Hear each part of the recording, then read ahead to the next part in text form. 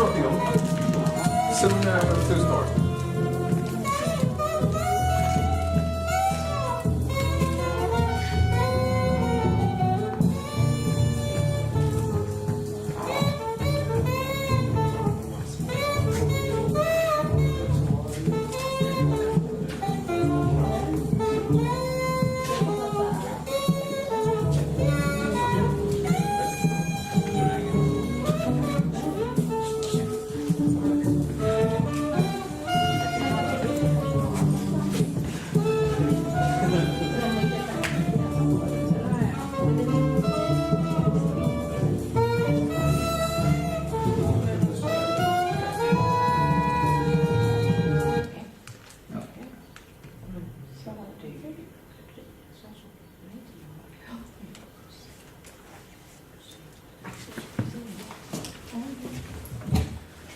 Okay, hello and welcome to this speech today. This has been organized in short notice, but we are very happy to present Brandon King. He's coming here from Jackson in Mississippi, United States. The speech is organized by an organization called Democratization and Movement. We had a forum 1 month ago, and now we are continuing with this speech, and the focus is on local community organizing and to building local power, actually, and to try to transform society to a more solidarity and more nice society. And Brandon is originally from Virginia, and 5 years ago he moved down to Jackson, and now he's active in an organization called Corporation Jackson. And Corporation Jackson is a network of workers' cooperatives, and they have a lot of other projects as well. And Brandon is working for Corporation Jackson as a coordinator of the workers' cooperatives, and he's also an anchor for the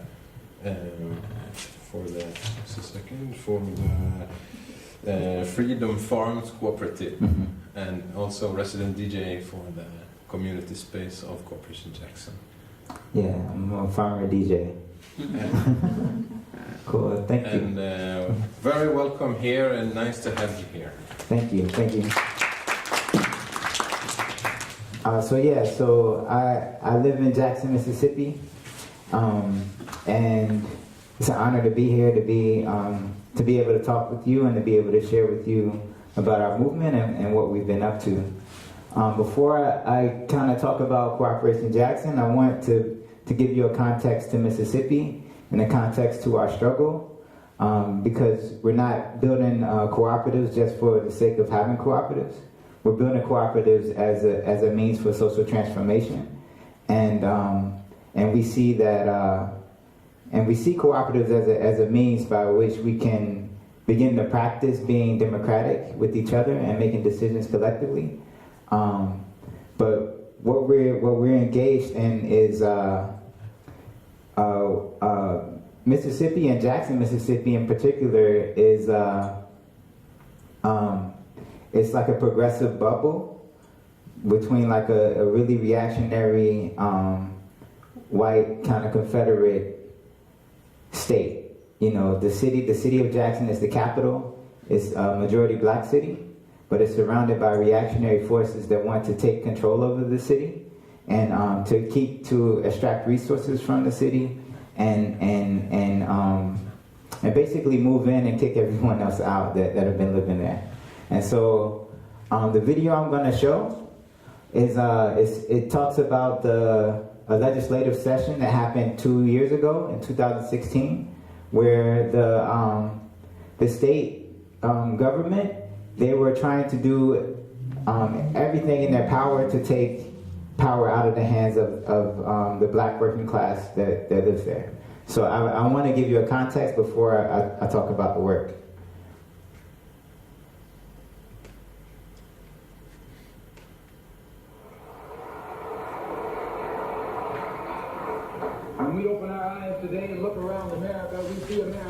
not through the eyes of someone who has enjoyed the fruits of America.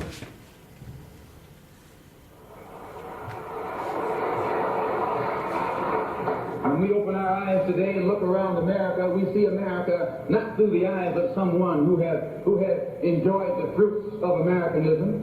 We see America through the eyes of someone who has been the victim of Americanism. We don't see any American dream. We've experienced only the American nightmare. We haven't benefited from America's democracy. We've only suffered from America's hypocrisy. To understand the world, you must first understand a place like Mississippi. How I got over, Lord. How I made over, yeah, Lord. You know my soul. Look back and wonder how I made it over.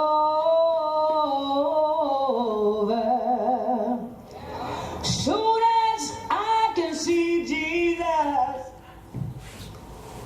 man, he died for me. Man, the bread and suffer, hung on Calvary.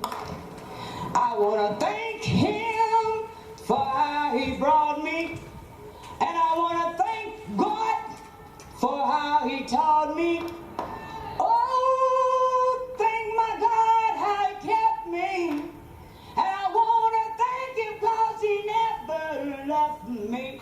And then I want to thank him. Hey, ho, ho, Confederate Spring has to go. Hey, ho, ho, Confederate Spring has to go. Hey, ho, ho, Confederate Spring has to go. When the governor and others can take the hard-earned property of the capital city and do what they will, we are not free. The 2016 Mississippi State Legislative Session was one of the most racist and reactionary legislative sessions in the history of the United States.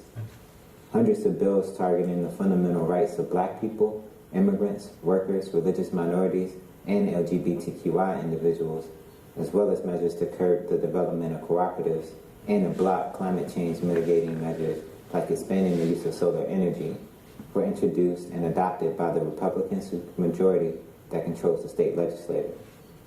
The forces of resistance to this racist, reactionary onslaught called this Republican offensive the Confederate Spring to unmask the party's efforts to revive and renew the Confederacy and its social order. Where is the space for a holistic and intersectional movement? Poor, black, white, brown, lesbian, bi, trans, rich, poor. We need to do this. We need to do this together.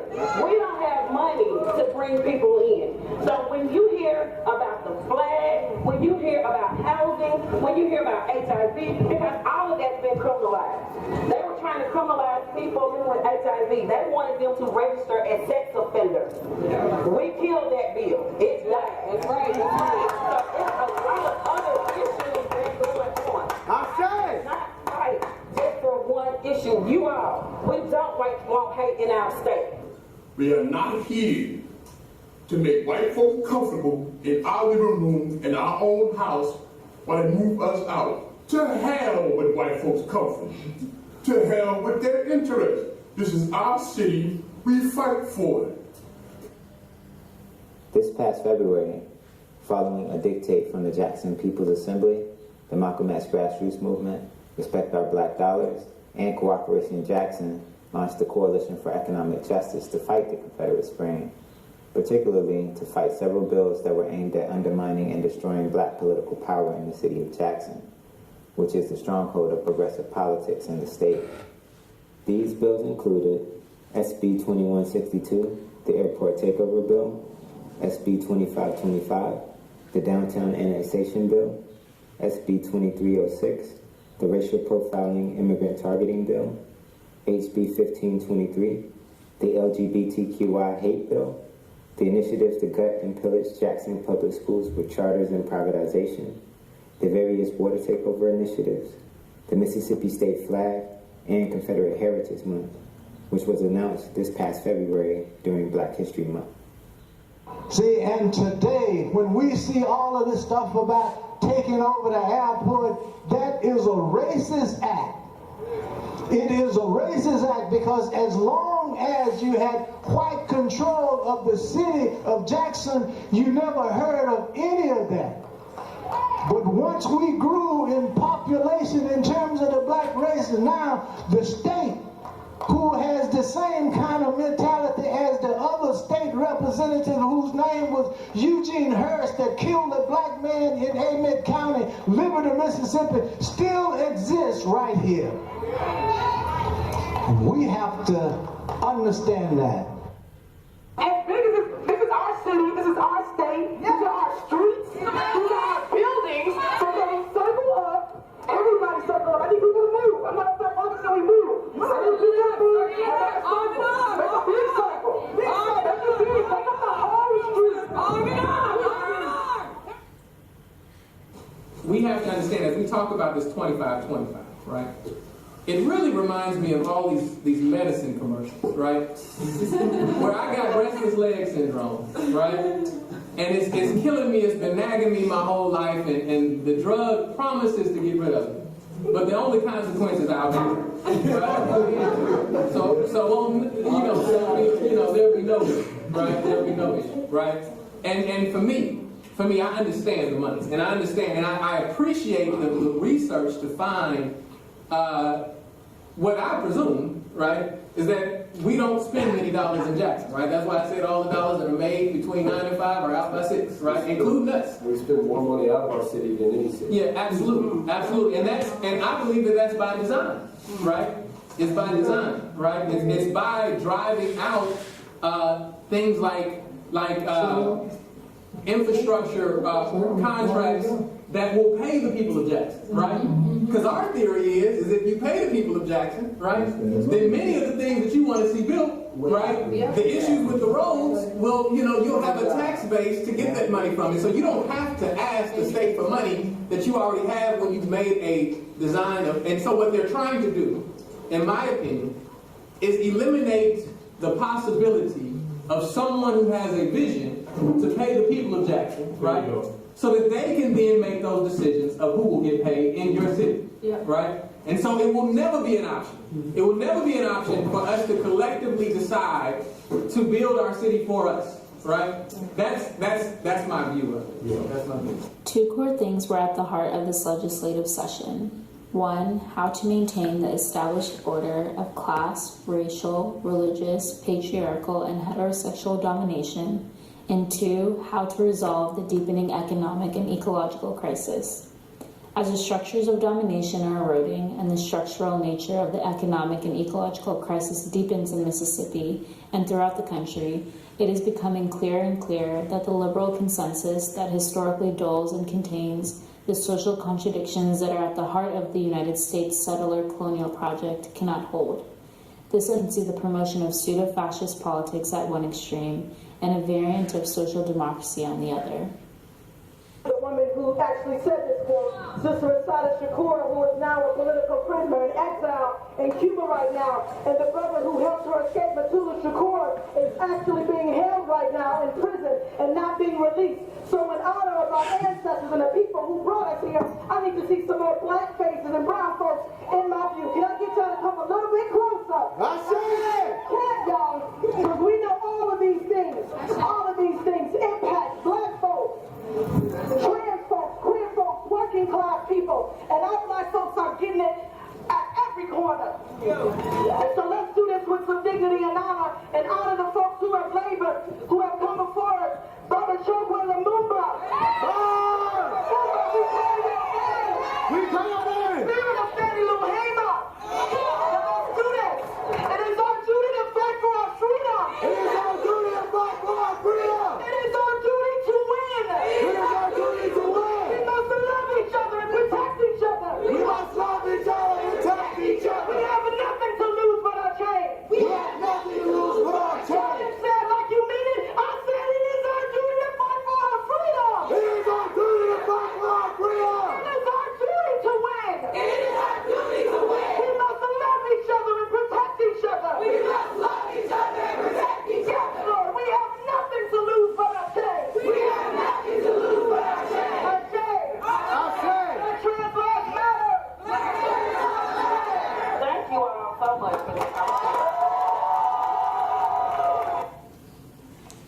this crisis will ultimately be resolved is as of yet unknown. One thing is for sure, if the Black working class and its allies are not driving the transformative process, the American nightmare will not only continue, it will only get worse. However, the resistance is growing and we must continue to feed it. I'm asking for the citizens of Jackson to unite to determine our own economic future. We're stronger together than apart. Invest in our community. I try not to buy anything outside of Jackson under any circumstances. All right? Buy Jackson. Protect Jackson. Run, so ask yourself, are you ready for the war? But not the one of the flesh, though. I'm talking the one against principalities that came with a dark and motivated wickedness when spiritual warfare breaks over our heads like bills and clouds, black bodies stacked in the streets like hills and mountains. If we must die, let it not be like hogs or hounds. For our beings are essential.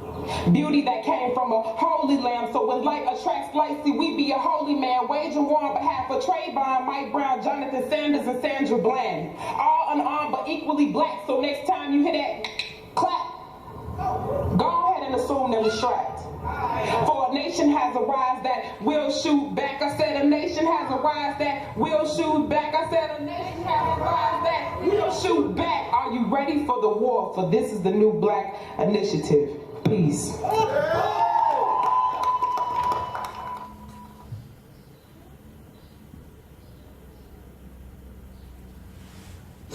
So that I hope kind of lays the context. Mississippi is a deeply racist place. The people who control Mississippi are descendants of the plantation owner class. And they want to keep that dynamic. They want to keep those social relations. There's an example I always tend to give. I say that, I'm a black person and I could come to like one of these folks with a really cool idea about how we both can make a lot of money. And they will turn down extra capital to maintain social control. And so they're not primarily concerned over having more money.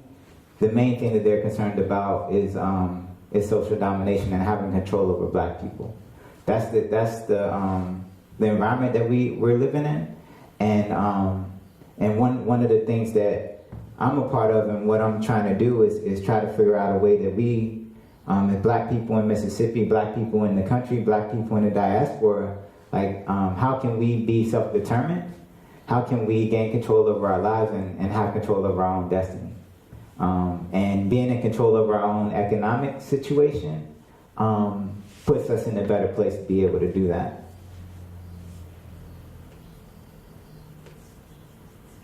And so Cooperation Jackson kind of comes out of this plan called the Jackson Kush Plan.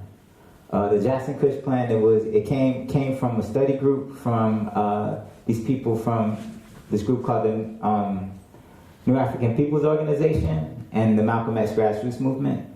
They did a study and figured out where in the country would make the most sense to try to build for black power. And they found that Mississippi made a lot of sense. Just in terms of the population, Mississippi has the highest black population of any state. It only has 3 million people, but for the state, it's a lot of black people. Mississippi also, there's fresh water coming from Mississippi. The Mississippi River goes all the way up from Louisiana, New Orleans, all the way up to Canada. That's another thing. Mississippi has the highest number of black elected officials in the country. So black people voting in their own interests, that also made sense for people. The other thing too is that Mississippi has experienced terror, has experienced Jim Crow terror, has experienced white terrorism for a long time, And a lot of people moved up north. They migrated. It was like a great migration to get to try to move away from where the terror was happening. The people that are in Mississippi now are the people that stayed. And so there's a deep understanding about self-defense and defending what is theirs that is inherent. It's not a conversation. It's just a way of life. And so all of those things contributed to folks wanting to move down. And so 30 years ago, people from the New African People's Organization moved down and decided to organize there. And so with the Jackson Kush plan, there's 3 different pillars for this plan. And those are developing a People's Assembly, and that's participatory democracy, pursuing political office and creating an independent political vehicle, and building a solidarity economy. One of the kind of main kind of focuses of this plan is for us to be able to build autonomous power for our community. And so Cooperation Jackson, if you look at the 3 pillars, our goal, our mission is to execute the solidarity economy component. And so building out a network of worker cooperatives and different kind of democratically self-managed businesses makes it so that we can be in a position to have community control over our labor. And in the year 2014, Cooperation Jackson was founded at this conference called the Jackson Rising New Economists Conference. And yeah, I talked about that. And so Mississippi has both the largest black population by percentage and the highest poverty rate.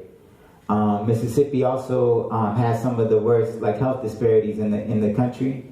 It's kind of the lowest on all the different kind of indicators, from quality housing to transportation to workers' rights and protection, access to education, all of these different kind of things. Jackson is fighting for last in the state. And for us, we see it like, if there's crisis, crisis many times presents opportunity. And so capital not being super concentrated in Jackson, Mississippi, enabled someone like Chokwe Lumumba to become mayor of our city. He first ran for city council in 2009, and then he became mayor in the year 2013. But he passed away only 7 months in the office. And we weren't able to implement a lot of the things that we wanted to do in relation to the Jackson Kush plan. Yeah. I'll go back a little bit. Yeah, and so one of the things, Jackson, before the 80s was a majority white city. Black people fought for the right to vote, and they won the right to vote.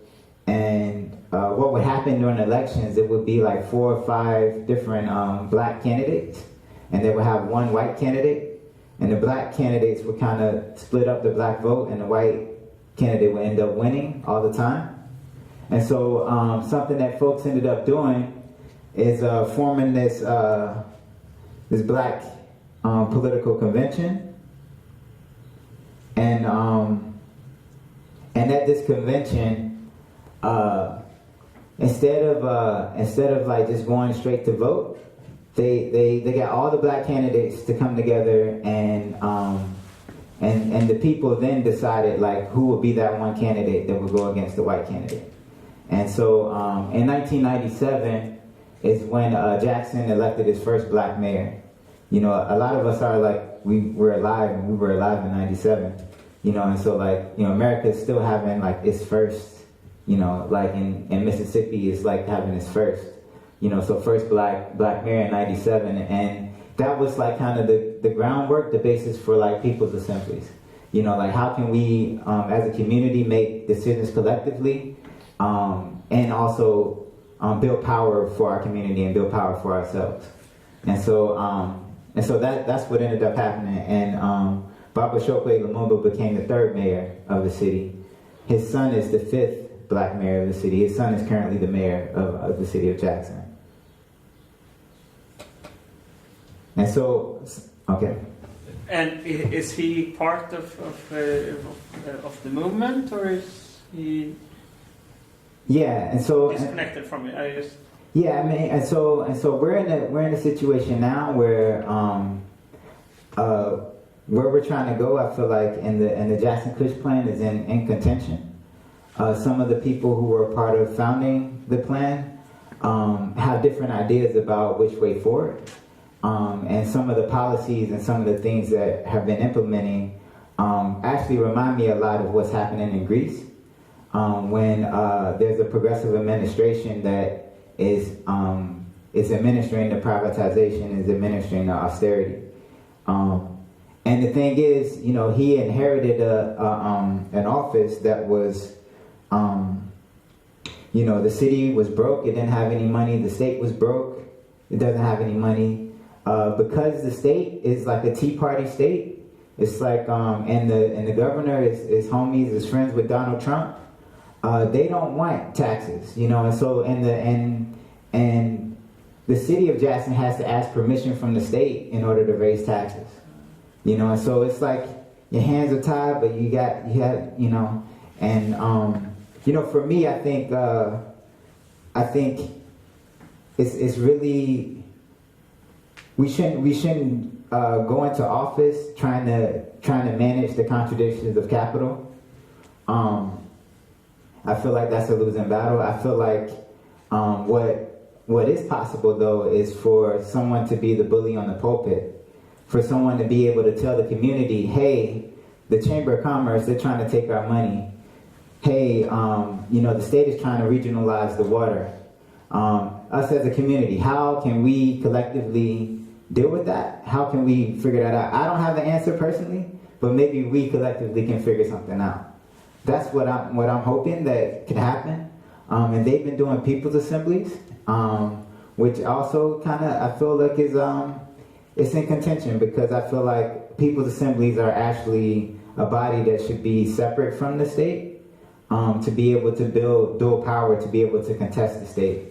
I don't think people's assembly should be like a sign-off on whatever the government wants to try to do.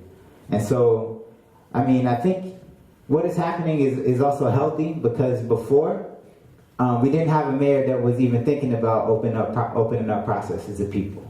You know, and so this movement is complicated. It's not cookie cutter, you know, and so I don't want to present a cookie cutter kind of thing like everything is perfect and our movement, we have everything figured out. Because the challenges that we're facing, I'm hoping that people can learn from them, and that if y'all have any ideas to be able to share, I'd rather come with the honest presentation about like what is happening than to present something that isn't completely the whole truth, right? And so yeah, so the city of Jackson. Since white folks moved out, they took a lot of the resources out of the city. They constantly extracted from the city. And that basically decimated the infrastructure of the city. If you look around Jackson, I explained it to people, you'll see abandoned building, you'll see vacant lot, you'll see liquor store, you'll see a church. Abandoned building, vacant lot, liquor store, church. You know, and like that's the city. A lot of the buildings are blighted, and the city doesn't have the resources really to build the infrastructure. There's a lot of potholes. If you're driving around, there's mad potholes. And as soon as you leave the city, roads are smooth. You know, and it's like you leave the one you know, black, 85% black city that has 200,000 people. As soon as you leave that space, you go into a white space, the conditions change dramatically. It's a dramatic difference. And so right here, there's 4 different development plans There's a West Jackson master plan, which hopes to use the local university as a tool to gentrify. There's a medical corridor and medical complex that wants to build like a whole infrastructure for the hospitals and medical industry. Like I said, Mississippi has some of the highest health disparities in the country. This medical industry isn't really interested in healing or treating people. Its primary goal and function is to continue to exploit people and to experiment on black bodies. I'm not saying this out of my ass. Like, this is true. This has happened in the United States. In the 1950s, there was this thing called the Tuskegee syphilis experiments, where black people would go to the doctor thinking that they're getting some medicine, and they're being injected with the syphilis virus.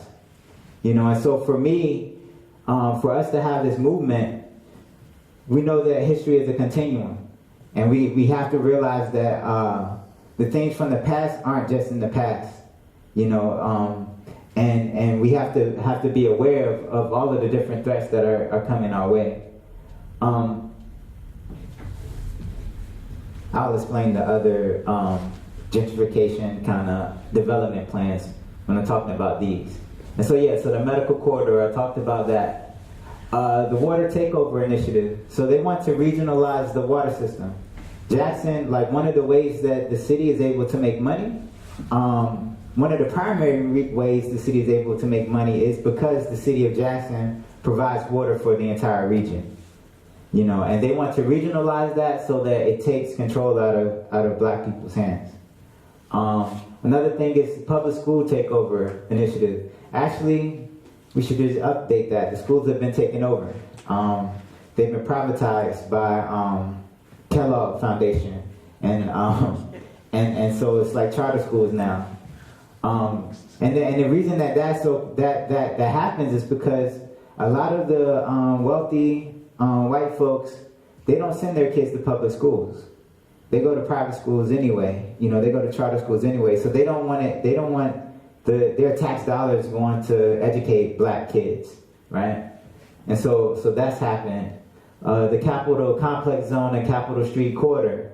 This is like an area in downtown Jackson where 90% of the jobs are located. Where they want to regionalize that, where the governor wants to have a board and have 2 people that are handpicked from the city of Jackson to be a part of that board. But all of the resources to that downtown area gets regionalized. It doesn't stay in the city. You know, they also want to have their own police and just run things in a different way than the rest of the city. And the thing for people to know, I think, the city of Jackson, the police there are majority black. It's black police officers who grew up in the neighborhood, who know the people who they're policing. When you introduce the state into policing in the city of Jackson, you're opening up the city of Jackson to be policed by the Klan, the Ku Klux Klan. Airport takeover. Y'all saw in the video, the airport commissioner was like, they're trying to regionalize the airport. One of the things that Chokwe Sr. was able to do when he was in office, he made the airport board, the entire commission, black, and to reflect the population of the city. And they were also making revenue, you know. And what ended up happening is you know, people from the region, people from right around and outside of Jackson, they started to say, they said that was racist. You know, that he made it an all black board, and they wanted to take control. And so that happening. The other thing is the Dome Stadium. They want to build a Dome Stadium for Jackson State University, but it's going to be a stadium that supports all the different kind of major football schools in Mississippi. Mississippi is an American football kind of state. So that includes Mississippi State, Ole Miss. Ole Miss, the mascot for Ole Miss is a Confederate rebel.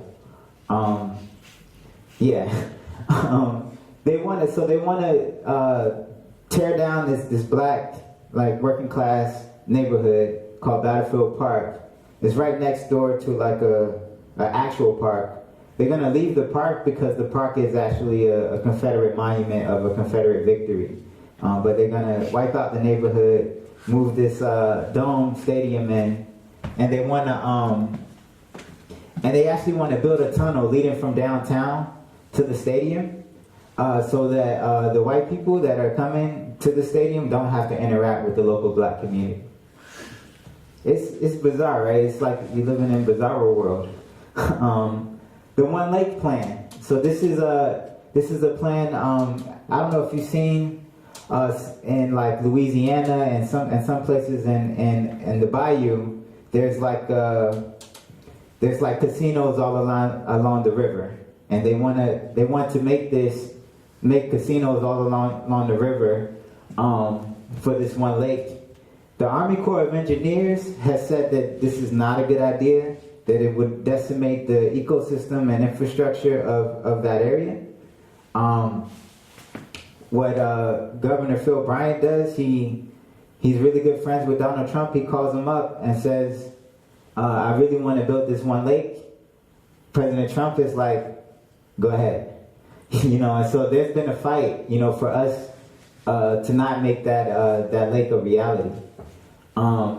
And then the West Jackson Master Plan, like I was saying before, is a plan to gentrify, kind of using the local universities and building up an infrastructure and moving people out and pushing people out. And so in Mississippi, if you look at just how much people make, in Jackson, in Hinds County, where Jackson is located, and in Madison County, which is a county right outside of the city of Jackson, you'll notice that that black people make almost half the amount that white people make, and sometimes even more, like just in terms of the percentage. The city of Jackson, I would say, the real unemployment number is close to 60%. A lot of people operate on an informal economy. Or like an underground economy.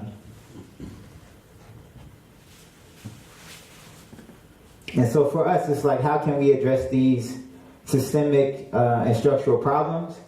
And how can we be proactive, self-determined in action to meet our needs and to improve our lives? As Cooperation Jackson, we believe in a long-term strategy, a social action led by working people. Creating the economic democracy and solidarity economy by developing the cooperatives and coming up with sustainable means of production. Like for us, we're not producing just for the sake to produce. We're producing what we need. We want to make sure whatever we do is in ecological balance. And so we're learning how to do that, and we're learning that sort of process. And so we have a build and fight kind of model. We feel that the system many times will keep you in the mode of fighting.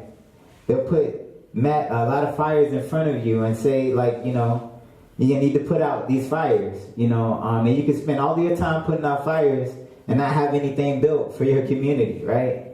And so we're like, we have to do both at the same time, because in Mississippi you can't live without fighting, but we need to be able to build something for future generations, right? And so some of the different ideas that we have, is building a solidarity city, so having policies and programs that support cooperative development, building a fab city.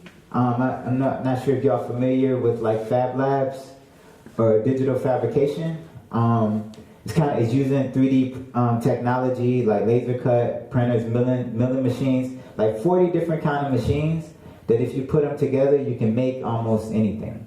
And we're at a position now, like technology-wise, and where the old leftist saying around seizing the means of production.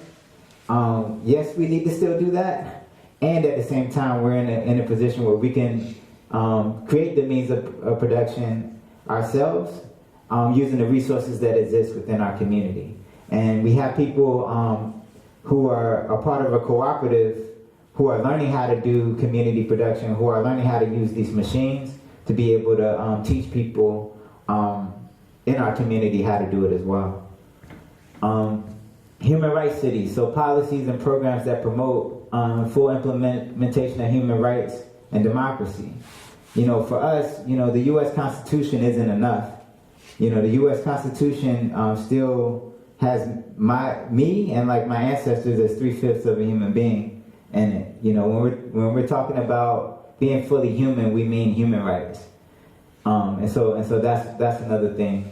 And then sustainable cities, so policies and programs that support clean energy and zero waste. And so we see that like by building like eco villages, and having education around a just transition. Just transition basically means to transition from an extractive, destructive, capitalist society to one that is regenerative and that works in harmony and balance with the ecosystem. And that's where we're trying to go, and that's where we're trying to take folks. And so, like I said before, these are some of the different ideas that we have and that we're experimenting with. Community land trust, eco-village, farming, composting, doing the worker co-ops, the community production, community energy. The thing about that is that in Mississippi, there's only two kind of co-ops that are legal, and those are dealing with the farming, and it's also dealing with the utilities. The thing is, a lot of people who are a part of the utility co-op don't even know that they're a part of a co-op. It's been controlled by a white minority, a white elite minority that don't let people know when their board meetings are. They don't let people know when they're voting for anything. It's closed off, and they've been siphoning money. And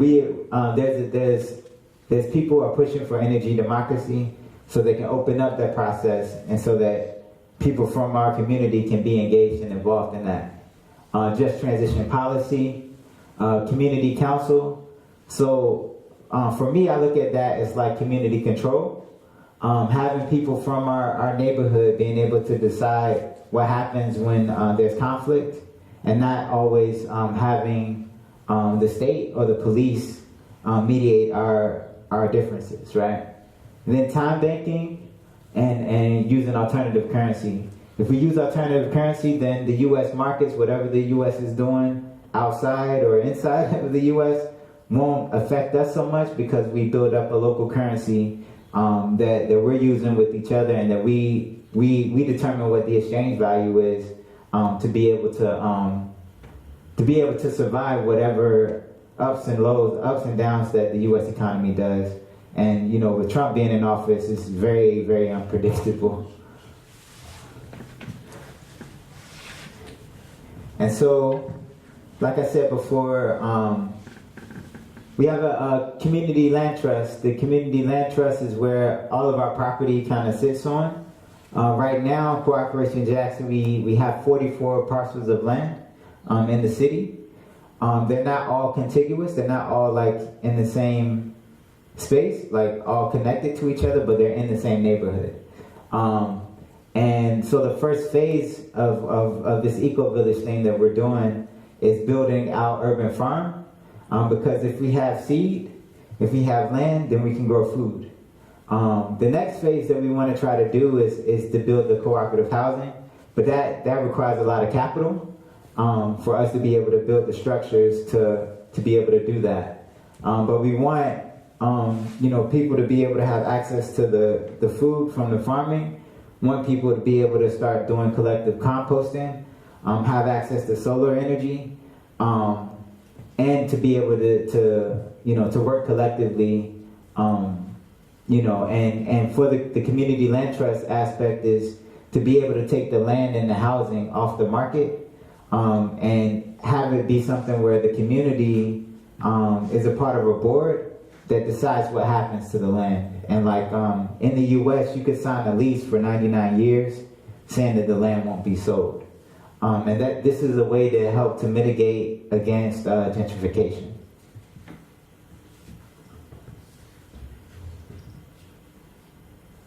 So yeah, so some of the challenges, it takes a lot of capital to do all of this stuff, you know, for the land and the housing. It's difficult to make housing affordable because of the cost. Trying to balance the policy reform and confront human rights violations. Building a base in West Jackson has been a challenge. And us trying to deepen our local connections versus like core transplants like myself. Like I moved down 5 years ago. I've been coming down for 10 years. But there's a difference in terms of indigenous leadership and cultivating that.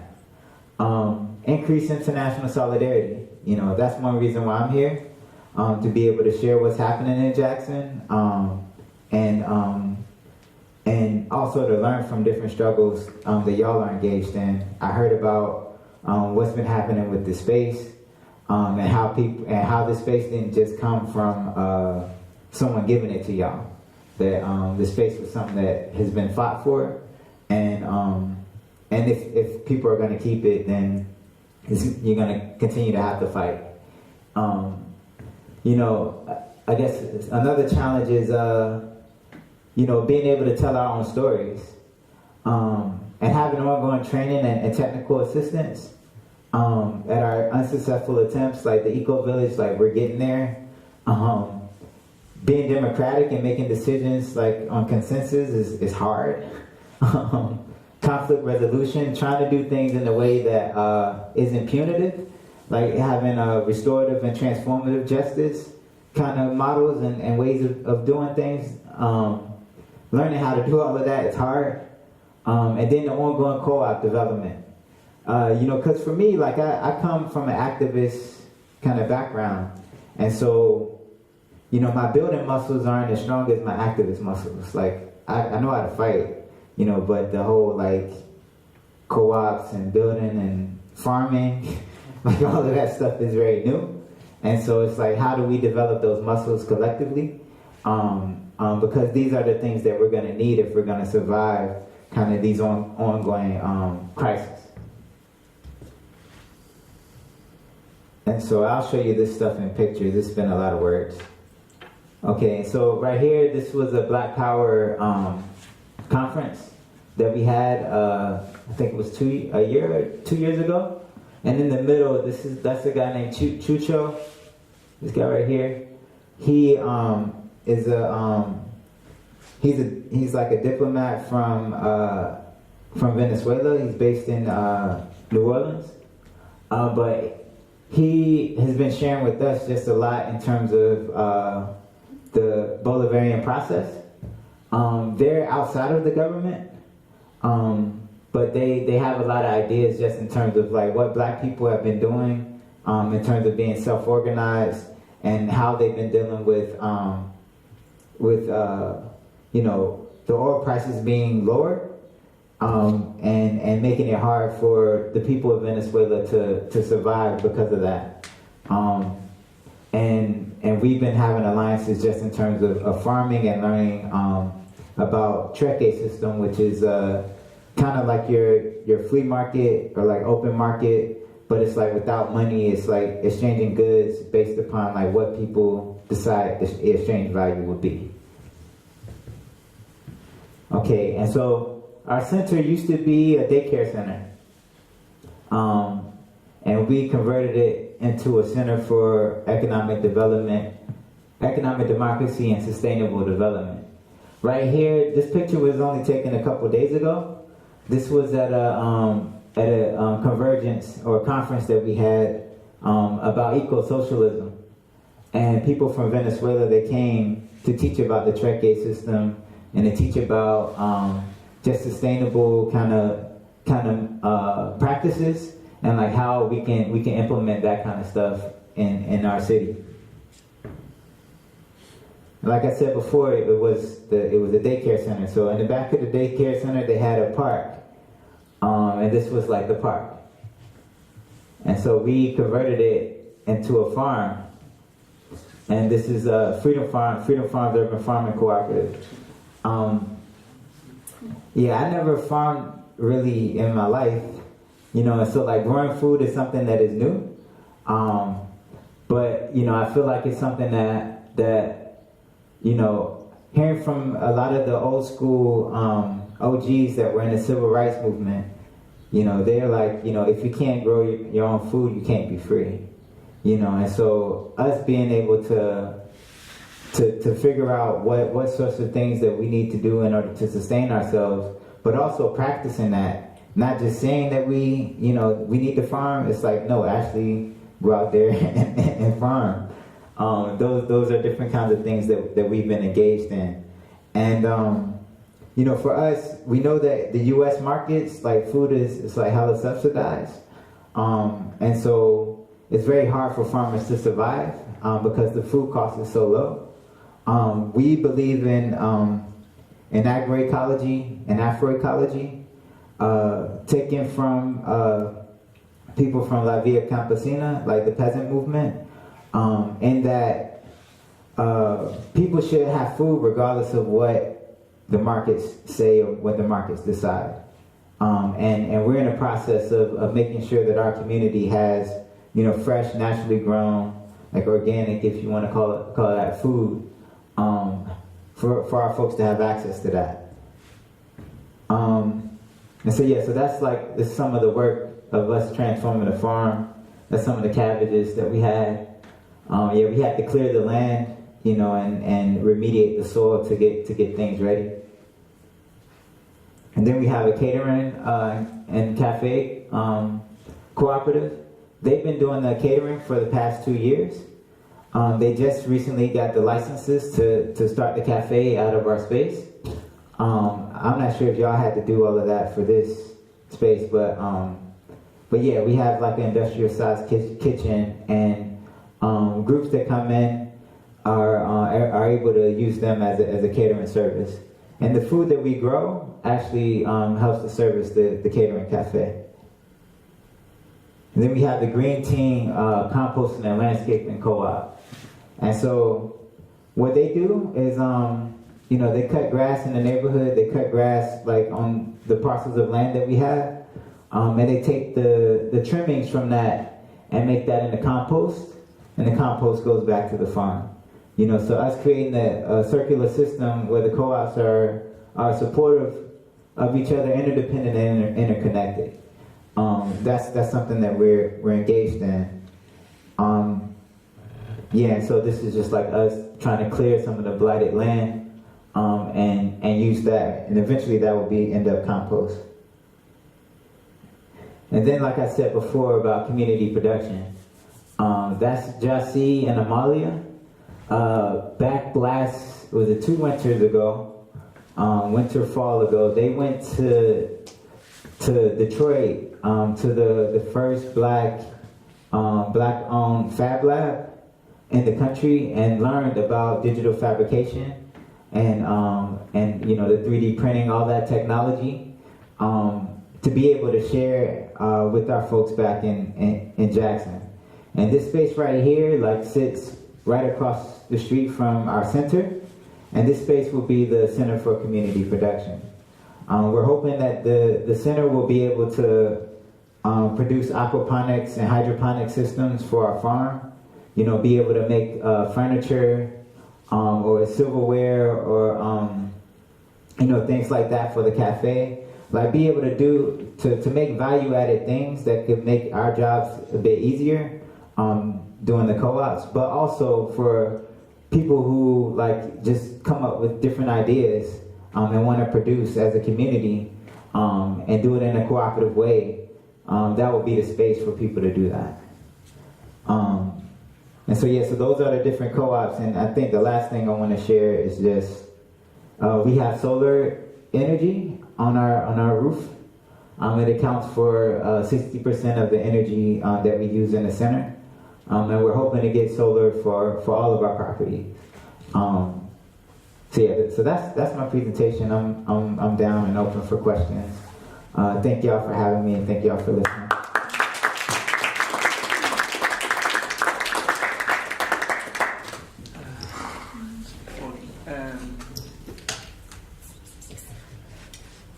What do you use for alternative currency? So right now it's an idea. We've been more engaged in the time banking. We have these things called kazi mob. And kazi is a Kiswahili word for work. And we have those every Saturday. Some Saturdays we're focusing on the farm. Some Saturdays we're focusing on doing the landscaping with the green team. So if I were to do a kazi for the green team, I would get time banking hours. And those time banking hours could be used to get food from the cafe or for me to get fresh vegetables from the farm. You know, and so that's been the system. We've been logging those hours. One thing that we're actually hoping that the community production co-op could do is to come up with an app or something that will make it easier for us to track those systems. Yeah, but the alternative currency, we're not there yet, but that's one of the ideas that we have. Yeah, because I think that time banking idea is very good, but also kind of dependent on that you have many different forms of activation, so to speak. Because I'm coming back to this, the whole point of to get more resources. Because, as you said, the problem is that that the white community wants to destroy you in a very surreal way. But that's real crazy. And the way that they do that, obviously, is trying to get at the money of Jackson. They try to take the money and all this the lake stuff, and airport. All of this is just getting at revenue because you know you can't.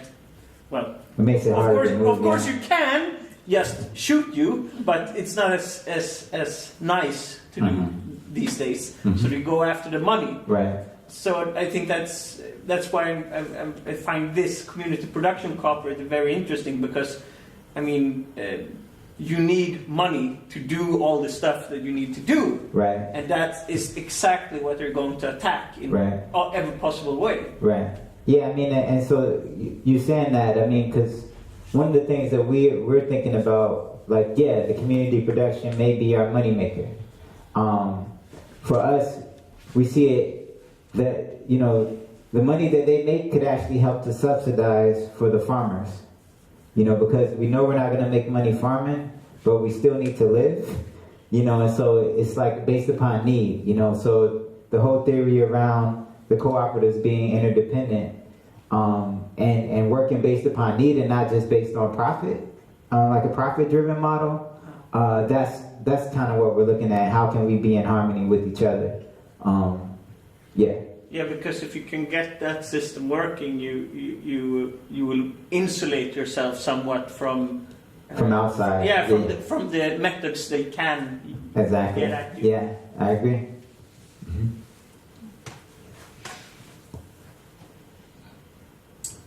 These buildings, this one on the other side of the road, were they cheap to buy? There are a lot of spaces where you can buy for a reasonable amount of money. I would say that's a trick question, because I mean it's not cheap, but it's not, you know, in Mississippi things aren't super expensive. It's not like New York prices, but it's more money than like we personally have, you know, so we have to fundraise and crowdsource, you know, to be able to get the spaces. And a lot of the property that we have like comes from the state or from the city, like on a tax land roll, where people didn't pay taxes and the state bought it. But you can get it on an auction. And so like a lot of the land. And the thing about that is like as we're buying land and as we're fixing up the places, it also drives the prices of stuff up more.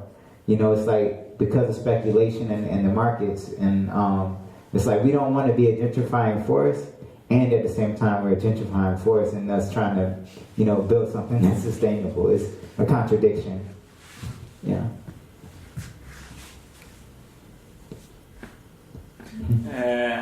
have you looked at plots of land and buildings outside of Jackson?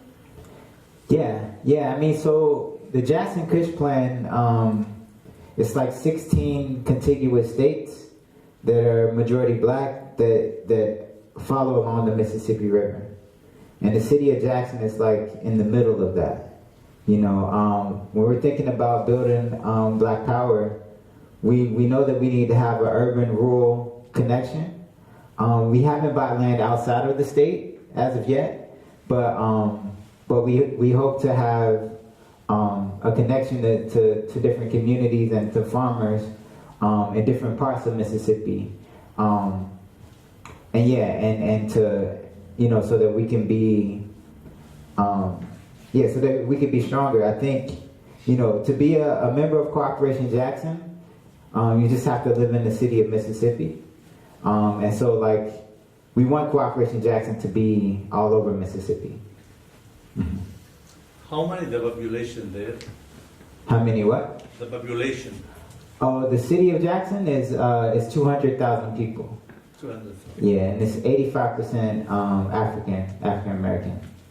Yeah. And Mississippi is 3 million people total. Yeah. Around that. It's kind of small, but it has a large land base like Mississippi. Yeah. Yeah, I was wondering, like the white minority of the working class in your city, how have they like reacted to your movement? Yeah, so that's interesting. Like, because a lot of the white people who live in Mississippi who are working class, they're the folks that couldn't leave because they didn't have the economic ability to leave. And a lot of them are actually cool with our project and cool with what we're doing. You know, for us, anyone can be a member of Cooperation Jackson as long as you are in support of and down to follow black leadership. And so we do have white membership, we have Latino membership, we have Indian membership.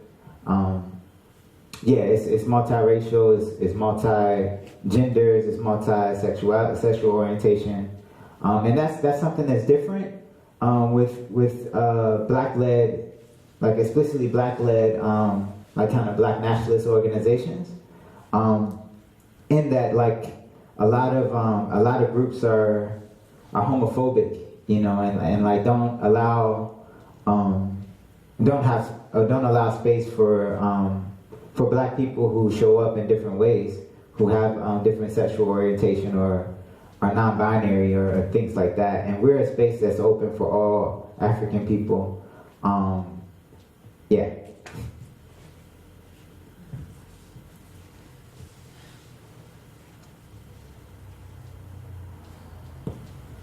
Could you talk a little bit more about the Jared Kush Plan? The Jackson Kush Plan? The Jackson, yeah. Sure. So I guess I'll give y'all just a little story. So when folks moved down close to 30 years ago, their plan was to build a black nation. And they set up this provisional government called the Republic of New Africa.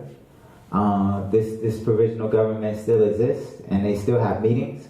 It's a lot of people that came from the city of Detroit up north and moved down and focused on organizing in Jackson. Jackson and Detroit has a lot of parallels. From their water source being trying to be regional, a lot of neoliberal policies that we're facing now, Detroit has been through it, and so there's a learning and exchange that has been going on between us and them. But yeah, so people came down to be a part of that and to do that. I think, so the Jackson Kush Plan with the different pillars, I personally feel that like we gave a lot of energy and attention to the electoral process, and I think that was a mistake.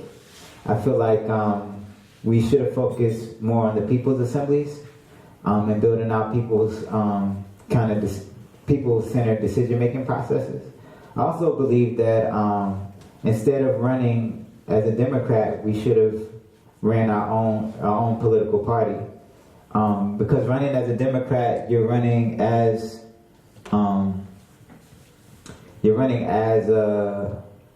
a party that upholds empire, and so the Democratic Party is only going to allow you to get so far. And I think some of the challenges that the current mayor is facing is based upon that. Not having the autonomy, not having the ability to make decisions outside of your party politics. The one thing that made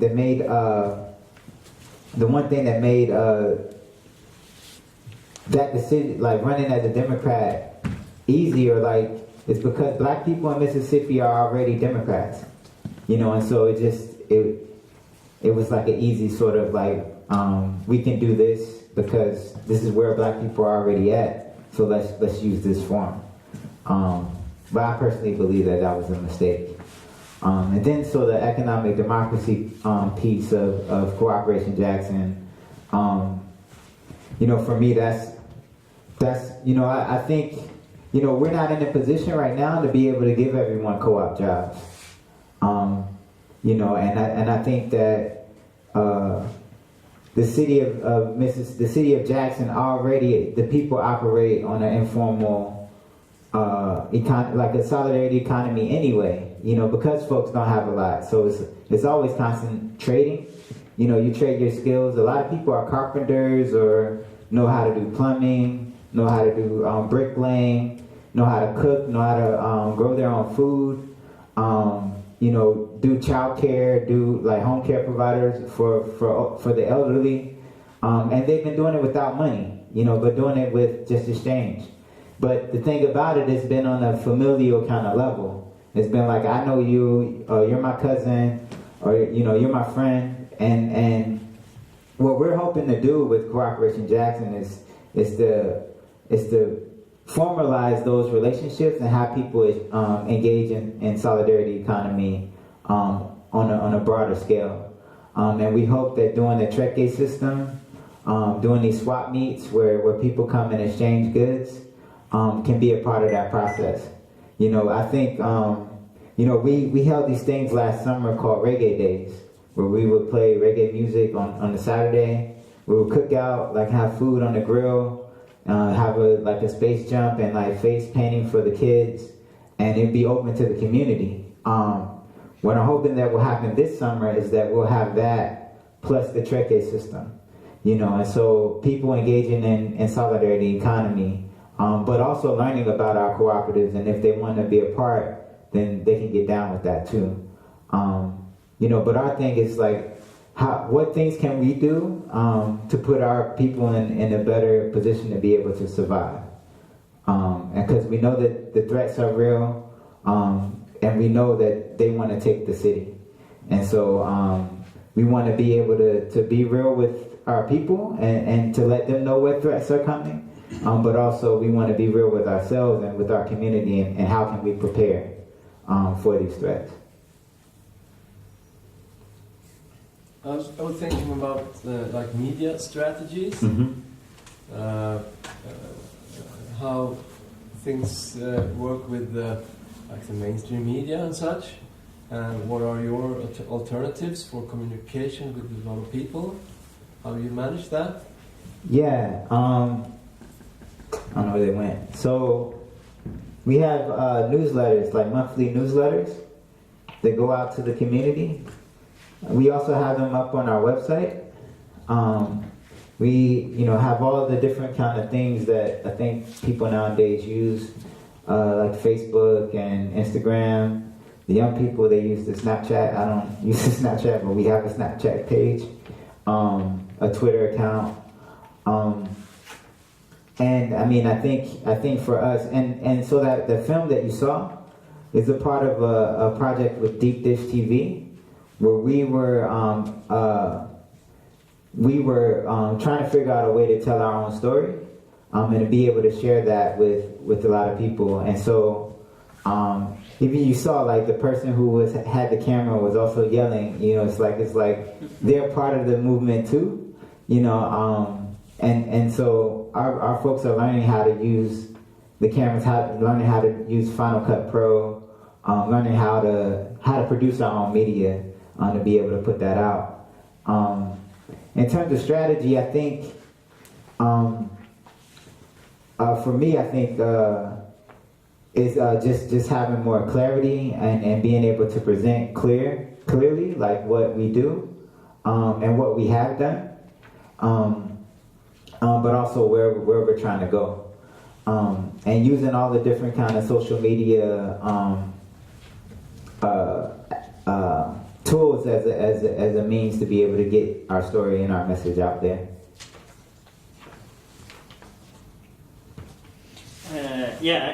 It's maybe kind of a boring question, but how do you manage your budget, or how does that work? I mean, how do you internally manage your economic resources?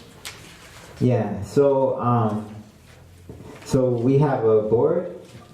So Cooperation Jackson is set up like we have a nonprofit kind of status. And so we get money from like foundations and grants and stuff. That conference that I said happened, we were actually born prematurely. We thought that the mayor, the former mayor, the late mayor, when he was in office, we thought that we would be able to build cooperatives to scale relatively quickly using the office of the mayor. But when he passed away, it kind of undercut that. Like, we were hoping to be able to use the universities, the hospitals. Universities, we could do the recycling for them because they don't have recycling. For the hospitals, we could build industrial laundries and do cooperative laundries, that kind of thing. But that didn't happen, so it started from the grassroots. And people that came to this conference came from all over the country, all over the world. They cared about labor, they cared about building cooperatives, they cared about Black nationalism. But there were also a lot of kind of wealthy young people whose parents made their money in a very extractive, like destructive way, harmful way, and they wanted to do something differently with the trust fund or with their parents' money or with their money that they inherited. And a lot of them gave the seed money, for us to be able to start Cooperation Jackson. And so how we manage our money, we come up with the budget, the executive committee. I'm one of the members of the executive committee. It was 4, now it's 3. I'm also the youngest person on the executive committee. We had one person who was like in their 60s, then one person in their 40s, actually 2 people. She just turned 40, and I'm in my 30s. And so we're like responsible for maintaining the mission and the vision. And we collectively kind of decide like where money should go. What we're hoping to do though is to expand the board to include the members of the different cooperatives. Right now, like, cause in Mississippi, to form a cooperative is illegal. It's illegal. And so what we have to do is to make our businesses a limited liability corporation, so a LLC, but to set our bylaws and the way that we operate like a co-op. We could have like incorporated in Wisconsin or in Washington D.C., but our tax dollars would have been going to Wisconsin or to D.C. So we made a political decision to say like we'll just deal with this structure, whatever, this business structure, but operate like co-ops. And we're fighting with like some OGs who have been fighting for a long time to make cooperative law like a legal thing.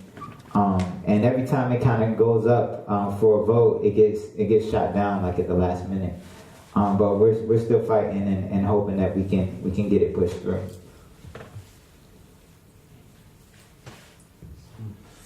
What is your far distance goals? For me personally, I can't speak for Cooperation Jackson. I would like a Black autonomous zone that is like democratically controlled and run by and for Black people. I see that when our humanity is realized, that it actually uplifts the humanity of everybody because we're at the bottom. And so for me, I see, that's what I see, and that's what I would like, And for me, it would be dope if we were surrounded by social democrats rather than by fascists, and so, Bernie Sanders, coming down to Jackson, and he gave a talk there, and him being connected to the current mayor, Antar Lumumba, who is the elder son. I think those things are positive, in that, like, how right the U.S. is, how, like, to the right the U.S. is, Bernie actually offers a little space, and you got to use the space that you got.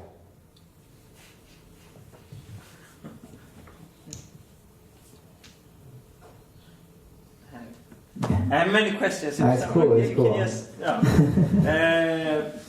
Have you talked anything or got involved in any way with people involved in the Rojava revolution in northern Syria? Yeah, project? Yeah, totally. We've been learning a lot. One thing that we've been doing every month, we have like these international political education like exchanges, and I think for the month of March there was one with some people who are connected to the Rojava movement, and learning about their people's assemblies processes and how, regardless of what age people are, regardless of their gender, or it's just very inspiring and exciting to see that people in a war zone are also making decisions, are thinking about like what sort of world they want to have outside of and within conflict. And so we've been learning from the Kurds. Was it Samir Amin? He's done a session with us. And like the folks in Venezuela, like learning from them. So the international piece, I think, is something that we take serious, because I feel like there's learnings from all over that we can apply to our situation in Jackson. And like everything isn't transferable, but some things may be. So it's like, how can we figure out what's out there and figure out what may be able to work? Yeah. Thank you.